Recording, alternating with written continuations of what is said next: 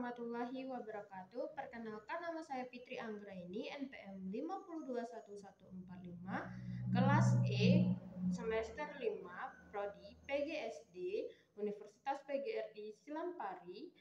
Di sini saya akan mempresentasikan tugas mata kuliah pengembangan pembelajaran PKN di SD. Dosen pengampu Bapak Andri Valen, Magister Pendidikan. Simak pembelajarannya berikut ini.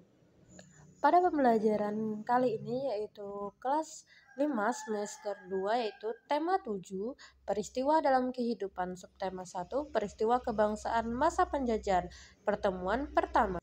Adapun tujuan pembelajaran yaitu siswa dapat mengidentifikasi kedatangan bangsa Eropa ke Indonesia. Dan juga siswa dapat menjelaskan peristiwa kedatangan bangsa Eropa ke Indonesia. Terakhir, siswa dapat mengetahui kenapa Indonesia dijajah oleh negara lain. Sebelum memasuki materi peristiwa-peristiwa kedatangan bangsa Eropa ke Indonesia, perlu kita ketahui, Indonesia ini dikenal akan kekayaan yang melimpah, baik dari keragaman budaya, suku, terutama sumber daya alamnya. Nah, salah satu sumber daya alam di Indonesia yang selalu diincar oleh negara luar yaitu rempah-rempah. Salah satunya seperti cengkeh. Cengkeh ini biasanya digunakan sebagai bahan utama pembuatan rokok dan juga sebagai bumbu masakan yang sering digunakan oleh bangsa Eropa. Maka dari itu, bangsa Eropa menjajah Indonesia untuk mengambil rempah-rempahnya dan juga melestarikan budaya-budaya dan keagamaan serta sebagai tempat perdagangan, karena Indonesia ini tempat yang strategis untuk melakukan perdagangan ataupun penyebaran-penyebaran lainnya. Berikut peristiwa-peristiwa kedatangan bangsa Eropa ke Indonesia. Yang pertama yaitu kedatangan Portugis ke Indonesia. Kedatangannya pada tahun 1511, mereka berlabuh di bagian utara Sumatera. Tujuan mereka datang ke Indonesia itu mencari daerah penghasil rempah-rempah untuk menguasai Malaka sebagai tempat perdagangan yang strategis. Nah, peristiwa-peristiwa penting yang terjadi pada masa Portugis ini yaitu jatuhnya Malaka ke tangan Portugis dan juga mereka membangun benteng di Ternate. Portugis melakukan penjajahan di Indonesia selama 10 tahun. Setelah itu, lanjutlah kedatangan bangsa Spanyol ke Indonesia. Setelah Portugis datang ke Indonesia 10 tahun berikutnya yaitu kedatangan bangsa Spanyol. Kedatangan bangsa Spanyol ke Indonesia pada tahun 1521. Mereka berlabuh di pantai Tidore, Maluku. Adapun tujuan mereka datang ke Indonesia bukan untuk mencari rempah-rempah, melainkan untuk menyebarkan agama dengan strategi misionaris. Nah, pada penjajahan Spanyol, adapun peristiwa-peristiwa penting yang terjadi yaitu meletakkan dasar-dasar agama di Ambon, Ternate, dan Morotai.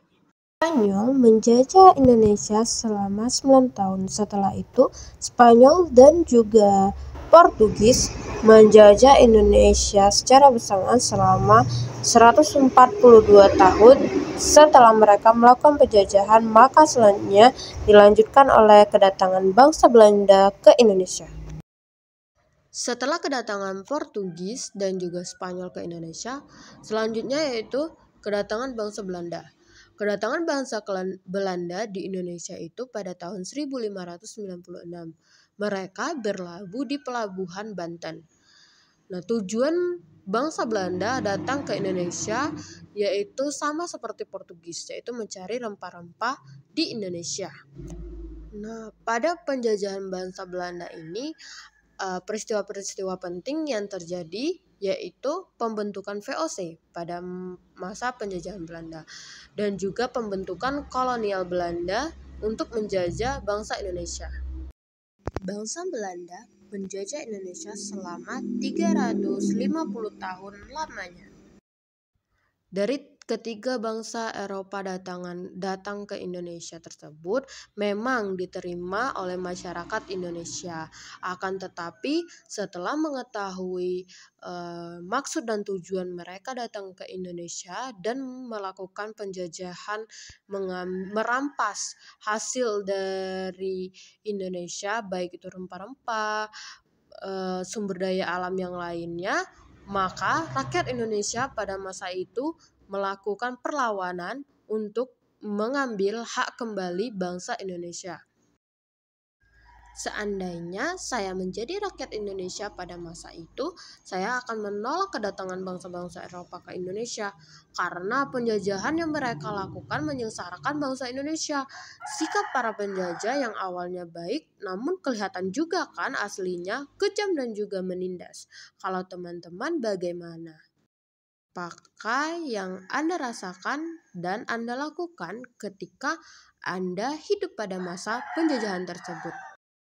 Dari penjelasan materi tadi, kita sebagai bangsa Indonesia harusnya bersyukur pada zaman sekarang karena tidak mengalami penjajahan dan juga kita juga sudah merdeka.